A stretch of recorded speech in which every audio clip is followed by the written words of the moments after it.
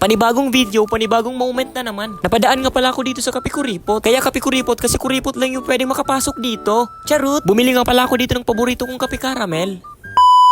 At pagkadating ko sa Otis ay dumiretso muna ako sa CR. Inilabas ko muna yung sobrang kape sa katawang ko. Galing nga pala ako sa Villamor Air Base. Kaya pagkatapos ko doon, dumiretso na ako dito sa Otis. At nandito rin pala si Jedong. At pati si JP.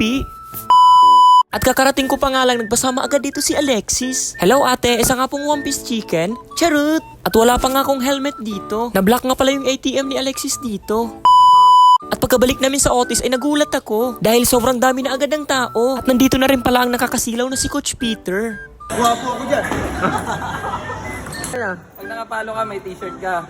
At nandito rin pala si Kuya Kayox. Pati na rin ang mga hunter. At nilibre nga pala ako dito ni Alexis ng buko shake. At pagkatapos ay nagpasama dito sa akin si Jedong. At pagkabalik namin sa taas ay bigla ako ditong niyabangan ni Kamatoy. Papa, tignan mo yung grades ko.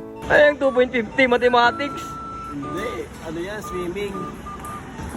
Lumabas ba masipon ka? At habang nakaupo ako dito ay hinanap ko dito yung picture ko. At nagulat ako dito na hanggang 12 lang pala ito. At naalala ko na pang 13 pala ako. 12 months lang pala sa isang taon, hindi kasama yung 13. Kaya na-disappoint ako ng sobra. Kaya hindi na ako naglaro dito. So hanggang dito na lang yung video guys. See you ulit sa susunod na daily moment.